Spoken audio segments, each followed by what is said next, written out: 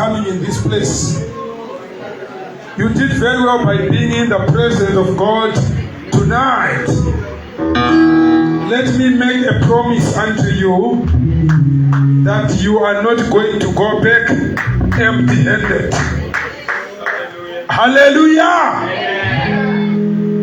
I greet all the servants of the Lord in the house. Unfortunately, I'm going to ask you to stand again very quickly. It's not in obedience to me. We just want to quickly read the word of God. So I have learned as I was growing that when we honor God whilst we're reading His word, it takes us to another level. Hallelujah! So I want us to quickly open the book of Colossians chapter 1. I want us to meet at verse number 13. Then we will read 14 and 15. Hallelujah! Smile to the next person to you. Just a smile. Hallelujah. Just a smile. Amen. If you don't know how to smile, just fake it. Just show a little bit of some teeth. Then you just close your mouth again. Even if it's not your friend, just a smile or fake it. Hallelujah. I know some of you, I know you're very good at faking things. Hallelujah. And this one is one of the easiest. Faking a smile. Hallelujah. Amen. God bless you.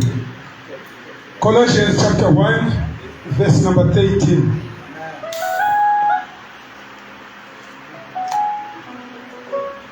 Who has delivered us from the power of darkness and has translated us into the kingdom of His dear Son, in whom we have redemption through His blood, even the forgiveness of sins, who is the image of the invisible God, the firstborn of every creature.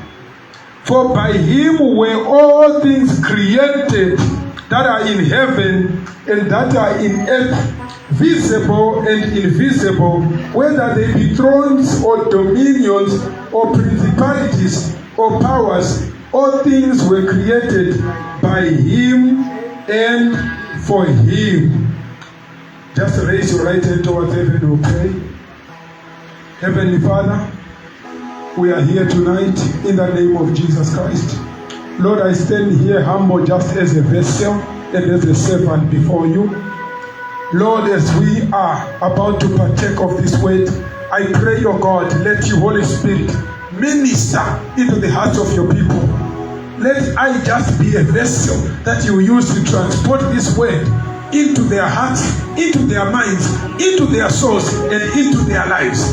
Father, I thank you and I allow the Holy Spirit to minister mightily in this place. And I cancel and castigate any other spirit that tries to speak against the Holy Ghost, against the work of the Holy Ghost, to get out of this house. In Jesus Christ's name, I allow you, Holy Spirit, take over, minister as you like, speak as you like. We will not stop you, we will not hinder you, we will not stand on your way. Speak, Holy Ghost, for we are here for you tonight. In Jesus Christ's name, may you shout a big amen as you sit down. Amen. Hallelujah. Hallelujah. Amen. All protocol observed. Hallelujah. Amen. So if you would feel that you have not been greeted, just be comforted in all protocol observed. Amen. Hallelujah. Amen. So tonight, I'm just going to speak for a few moments, but I like, when I speak, I like people who give ear. Are you with me? Yes. Because I'm not one of those people who will say afterwards, come let me lay my hands on you. I might be laying my hands on you whilst I'm preaching, and you will not know it, or you will not receive it, because you are waiting, or you are programming the preacher according to your own program. Shake your neighbor and say, neighbor, we don't want the Naaman spirit. We don't want the Naaman spirit. The spirit that says, I thought he was going to. I thought it is you. It's not them. Hallelujah. Say, neighbor, switch on tonight. Because we are taking off. Hallelujah. Listen. Today I want to teach you about effectiveness. Hallelujah. Effectiveness. It is not good for you to come out of the world and people preach to you and say, come to Jesus and your life is not going to be the same again. But when you come, you see your life is even worse than what it should have become.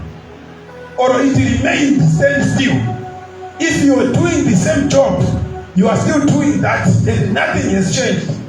And yet they preach to you and they say, come to Jesus and your life is not going to be the same again. Amen. Hallelujah. Amen. In other words, they just changed you from struggling out there to come and struggle under the banner called Christianity. Me, I don't want. I'm a practical preacher. I don't like to preach to you of things that you don't understand. I like to preach exactly where you are, where you can check yourself. Because if in this introduction already, someone is already started checking and saying, yeah, because Zango Zeshua said Zambo Chicha. I said, I'm sorry, yeah, you are not going to be the same again. Your things are changing. Everything is taking shape. But when you check, nothing has changed. You are still the same old you, if not worse. Hallelujah. Now, here the scripture says, God has delivered us from the power of darkness.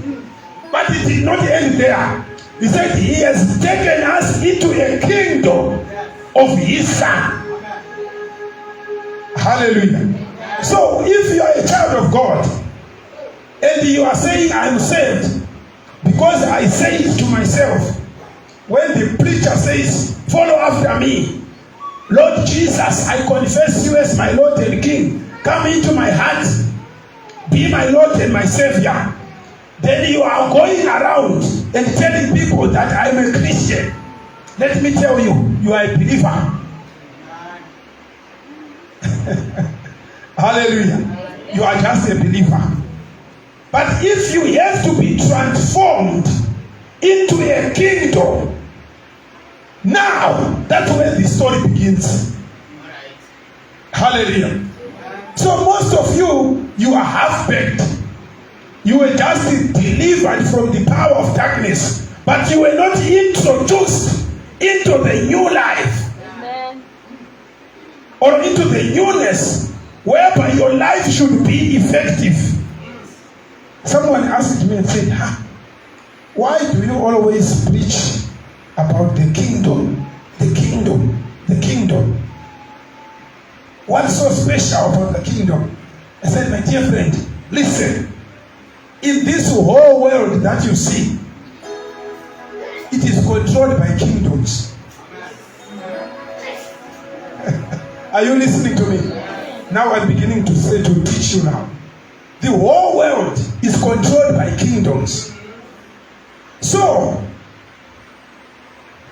okay, let me answer you. You are saying, so which kingdom was I put? When I said, the Lord Jesus, come into my heart, you were brought into the kingdom of religion. I'm answering you as I'm going. So if you have been brought into the kingdom of religion, I want to encourage you that you still need to be transformed into the kingdom of Jesus Christ, or the kingdom of the Son of God. Because the kingdom of religion is the one that is of this world. Okay. Men of God, yes. Politicians, you vote them into office. but they don't automatically go there. They will find a religious leader and says, come and ordain us.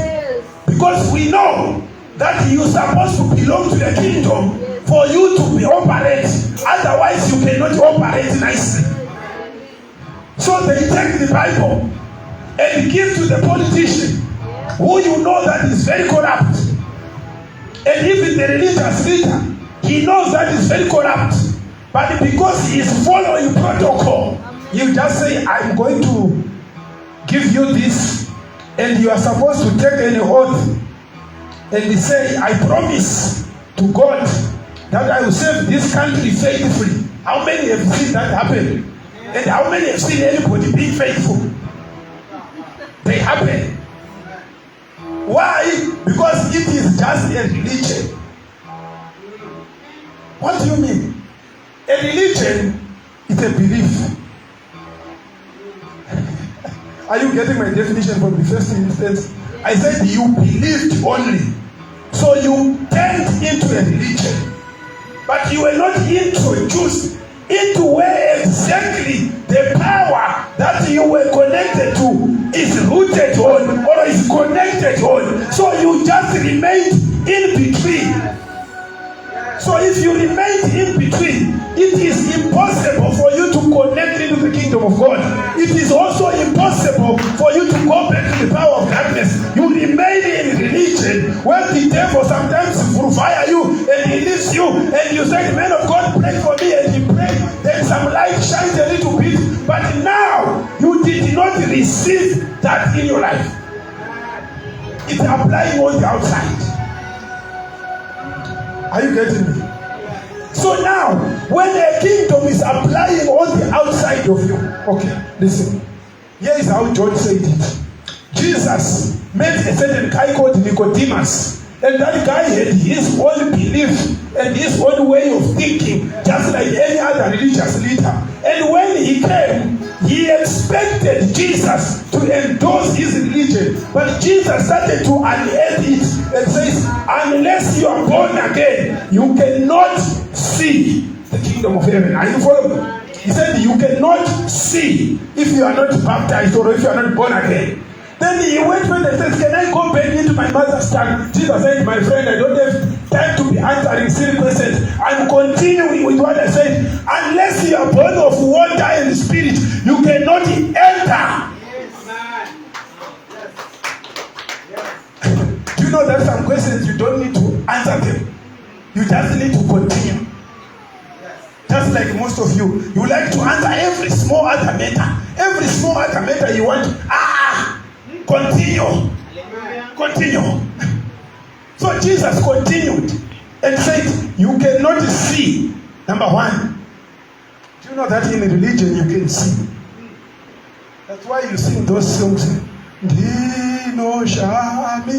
can see that God did these wonderful works. You can see.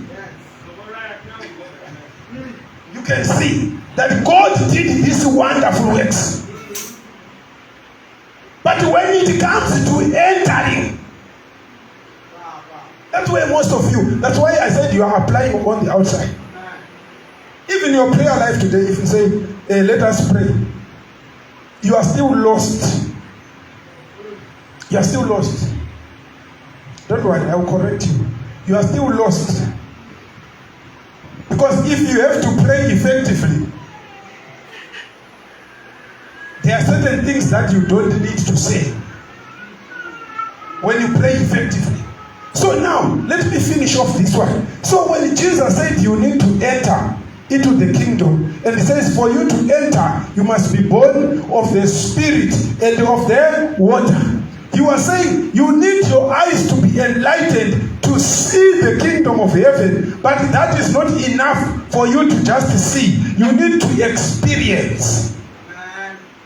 So where I read today, it says God has redeemed us or has delivered us from darkness, but it did not end there. He says he introduced us into the kingdom of his Son. Hallelujah. Now I just want to explain a little bit of kingdom kingdom principles. Before I go to kingdom wealth, I know most of you like kingdom wealth. When you say kingdom wealth, you stand up, even if you are not hearing. I just heard something to do with wealth. Hallelujah. Now, the kingdom of heaven is a kingdom which was not introduced to many people in the way that people understand. That's why most people, they remained in religion. Because when Jesus introduced the kingdom, most people, they were looking at what he was doing. Okay, let me explain a little bit further. When Jesus introduced the kingdom, he said, I must preach the kingdom of God, for that is what I'm sent to do. But nobody paid attention to that. They were looking for the miracle of bread. When he did bread, that's when he says, surely someone greater is here. Yet he was trying to introduce what is it that is in the kingdom. That when you are in the kingdom, you don't struggle to get things done. You don't struggle to get things done. Even now, if we ask you, you are here on all-night prayer, just to say, let us start praying now. You hear certain prayers. Certain prayers are missed, far away from the mark. But we call ourselves Christians anyway. And we all say we are in church. But I said today I want to teach you how to pray effectively. Because if that does not happen tonight, then this thing of saying, set me on fire, we will just be setting the outside on fire, but the you will remain in the ice block. Hallelujah. So I want you to first get the mentality out so that you can get something in. I have realized that most Christians, for you to be able to help them effectively, you first have to flush out what is there. Flush out what is there.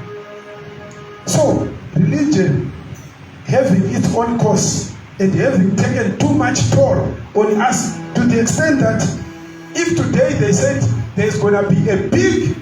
Okay, anyway, it's a democracy. Democracy is not in the kingdom principle anyway. Hallelujah. So in democracy, they like religion. Because in kingdom, the king is one. And the owner of the kingdom is one. But in democracy, they change. So they embrace religion. Now, let me go a little bit further on the kingdom principle. Effectiveness.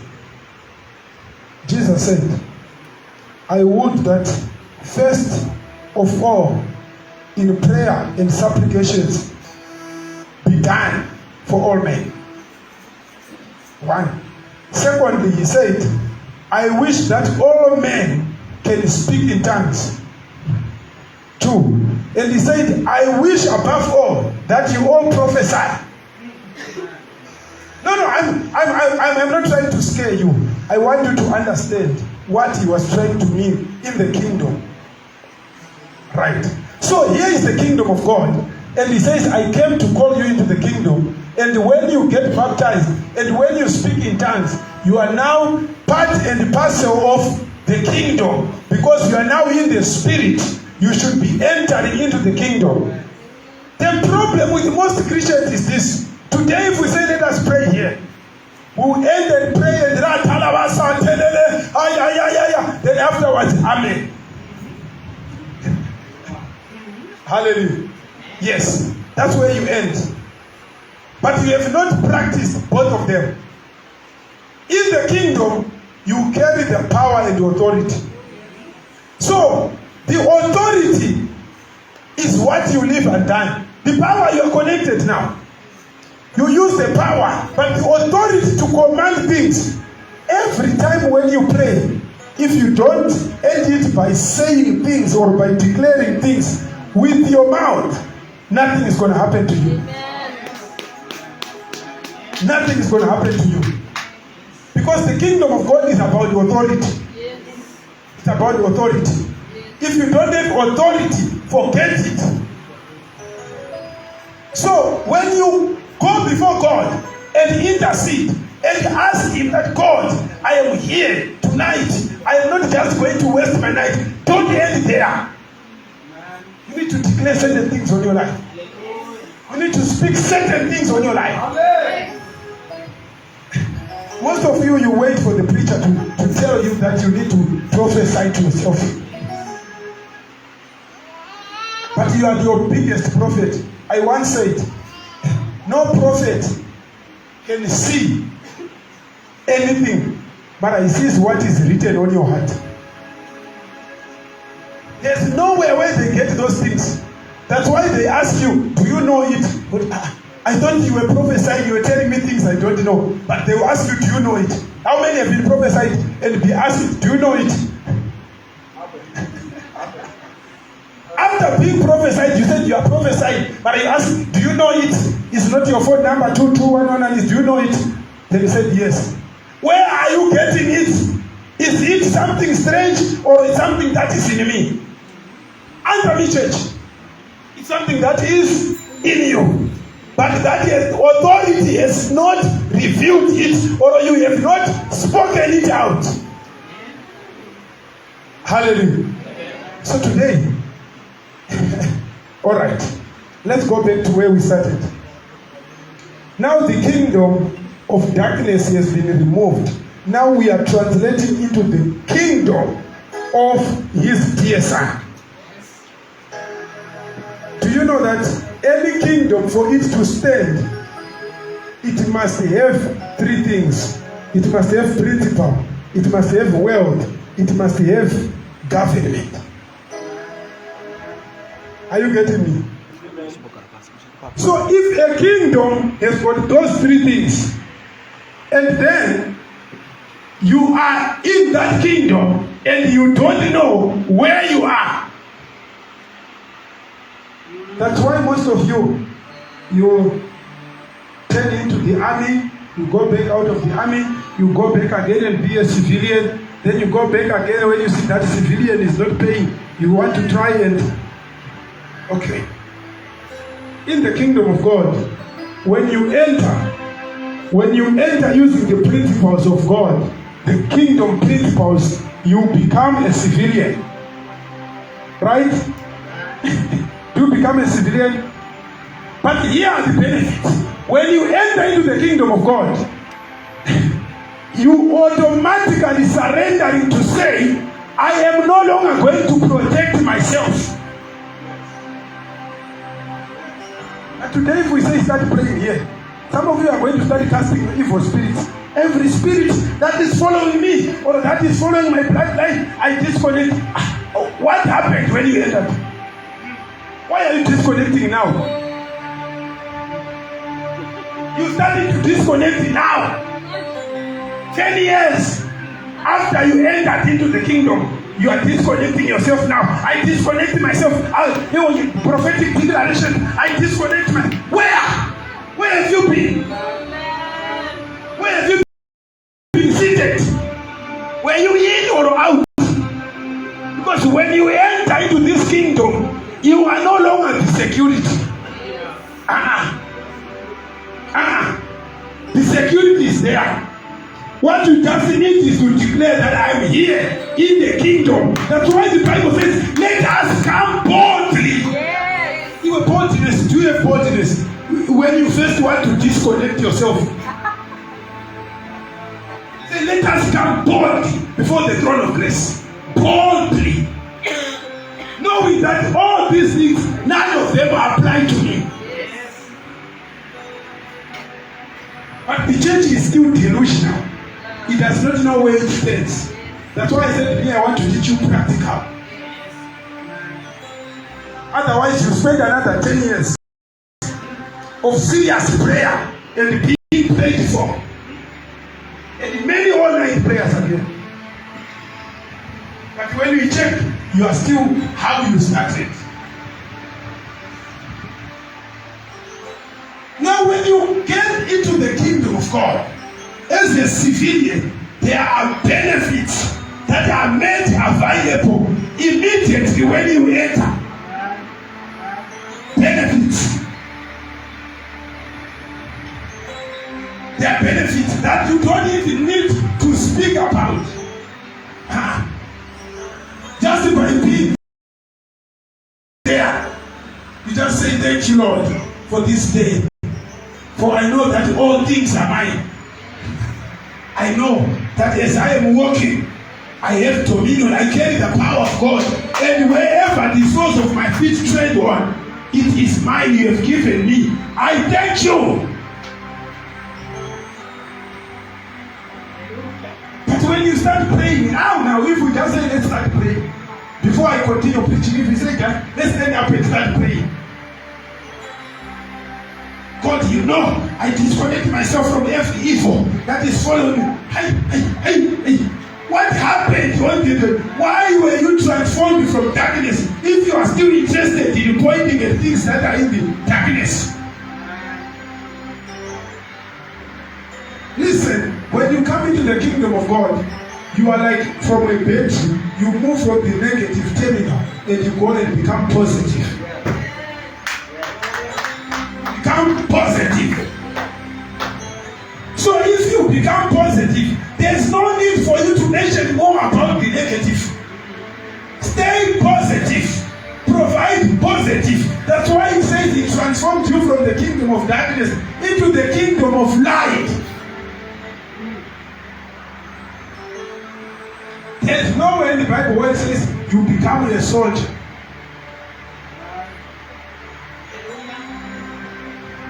That you have to be fighting evil every day, like other churches. It even have a name of Deliverance Ministries. Where are you taking people to? Your name is Deliverance Ministries. Yet the Bible says that is a one-day thing. You have been delivered from the power of darkness. It's even in the past tense. But today someone is forming a church and saying the Deliverance Ministry today. You begin to wonder, where are we going as a church? That's why Paul wrote and says, till we all come together to the understanding of one unity of faith in Christ Jesus. Which means certain things they happen not because they are supposed to happen, but because we don't have the same understanding.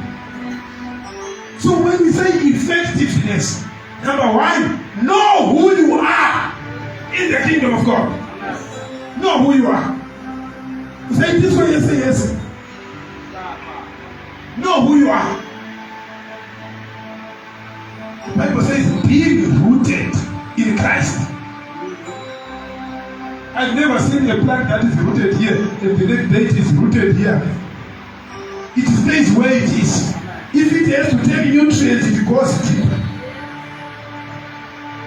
I thought you were going to say go deeper. Hallelujah. Now, let me go on effectiveness. I said number one, you are not just any person, you are a civilian in the kingdom of God. And when you are civilian, that's when you come to the understanding that when God says there is a host of angels, what are their business? Host of angels. Today, I've seen people pray and say, God send angels in my life. I said, what do you want them to do? I asked the other day, what do you want them to do? Because they are ministering angels. They have duties. They don't just come to float in church. Just to say, I saw angels. Doing what? Angels. God just releasing angels to say, go and float. Floating. Floating. Just to come and float. To make you just hear that the angels were there, but nothing has changed in your life. They were just there. Yet God says they are ministering angels. They come on a mission. It's either they are getting good news or they are coming to fight your battles.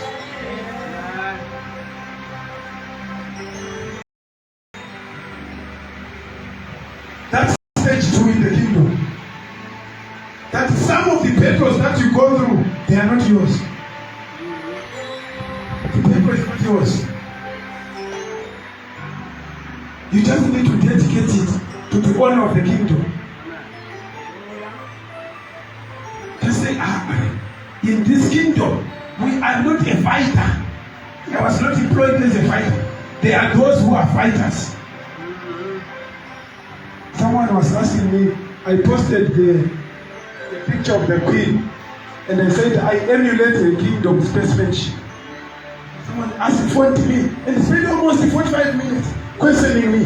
What do you like about that woman? She was evil. She used to take gold from Africa. And I said, my friend, kingdom, if you don't understand the kingdom, just keep quiet. Kingdom is measured by wealth. Yes. There's no poor kingdom. That's why you see Swaziland is struggling. They try to establish a kingdom yet they don't have wealth. A kingdom is supposed to have wealth and expand. So if you are here today and you say, I'm just here, I preach Christ and say I want people to be saved, you must know your real duty is to expand the kingdom of God. That is the real calling. That expand the kingdom of God. Let the kingdom of God grow. And as the kingdom of God grow, now I'm talking to you now. As the kingdom of God grow, even your hand is going up also. Amen. So most of you, the reason why God has not been using you or has not been showing up most probably is because you are standing yourself as just you.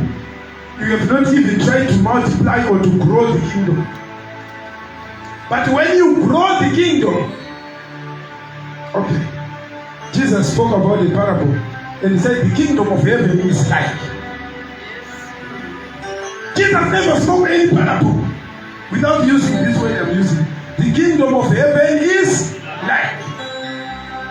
Which means he had to make sure that whatever he was saying, it is connected to where he is coming from or to the source where he is coming from.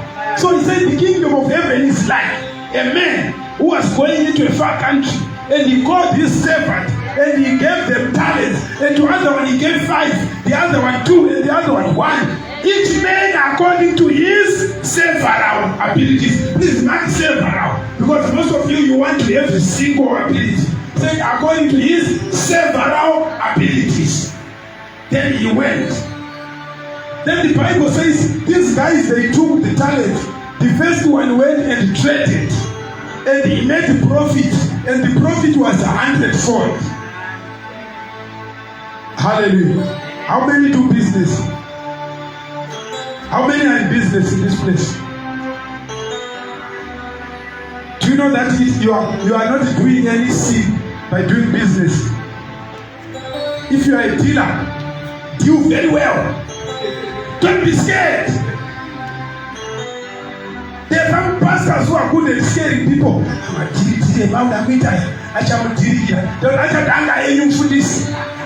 Because akadirika ndiri rupata ofani yacho. Saka kufa ndowana Mateo aramba akamira. Mufundisi ndio unasusia kingdom principle. Because healing is allowed in the kingdom. The Bible says they went and traded and made 5 more. They were apana pakanzi wakagadzira CV wakachaka basi. They went and traded and made 5 more. I'm just teaching you how to understand the kingdom, because you have a wrong mentality. Sometimes you let opportunities pass you by because you were told that umwari wacho wakaudzinzwa nani iwowo ngokuti opportunity unosiya ichifura. Who told you that godliness? Yet Jesus says go and trade and he make 5 more, and when he come back he said well done. But then they say, well done. I thought you were going to say, well done. Good and faithful servant. You have been faithful over a little. Enter the joy of your master. Number one, I said, when you do your work as a kingdom citizen and grow the kingdom, you are supposed to be elevated. You're supposed to be elevated. Enter into the joy of your master. Hallelujah. I'm teaching you the right things here. In the kingdom of God, we work. We work. You have work to do. Hallelujah.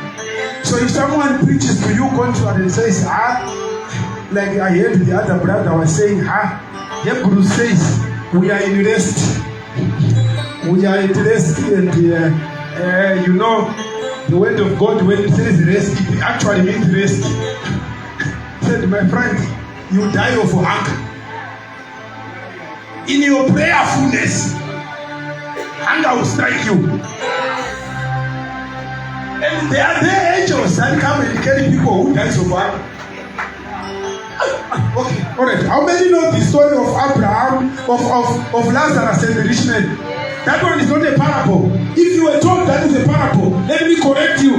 That one was a story that started here on earth and ended in heaven. And it was only told by someone who saw both, who could see what started here and ended there. And he said Lazarus lived very poor and holy life here. Very poor and holy. Because when he died, the angels did not delay. Even the Bible records that he was carried by the angels. Are you hearing me? There are some angels that are just waiting. It's not about you. Angels, they are ministering. The Bible says they come and carried Lazarus and they set him next to Abraham. Hallelujah. So if you are there, okay, let me correct you. You are here and you don't attend the church regularly. And you say, I will be at your society. You know, we are not permanently here on this earth. So one day we have to depart. There are ministering angels that can make sure you are buried without burying your society. Don't give silly excuses not to worship God. Hallelujah. And then I want to show you that in the kingdom of God, principles, they do work. If you don't improve yourself here, and you say, how many used to know the religious way? You know the religious way. They will tell you that we struggle here on earth, then we are going to be happy in heaven. How many were told that? Holy man, which you brought my way to Iva, don't have to take a but it's just okay. Let me reprove you. Then the Bible says the angels carried Lazarus and they put him next to Abraham's bosom. And as he was there, the rich man also died and he went to hell as was already ordained. But when he was there in hell, when he looked up in heaven, he did not speak to Lazarus, number one.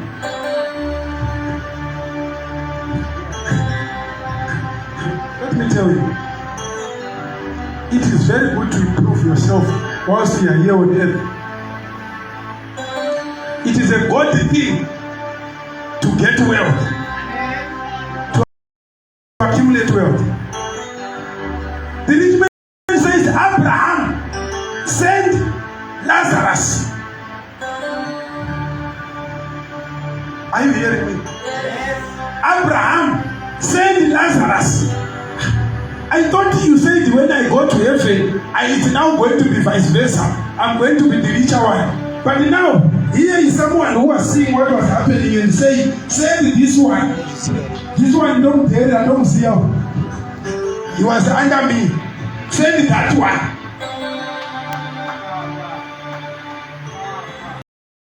So even if you are translated into that other world, in the kingdom of God, if establish yourself, you will still be a small boy.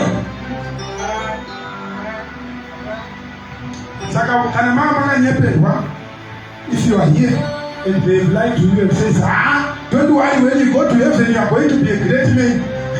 Forget it. If you are Lazarus, you are Lazarus.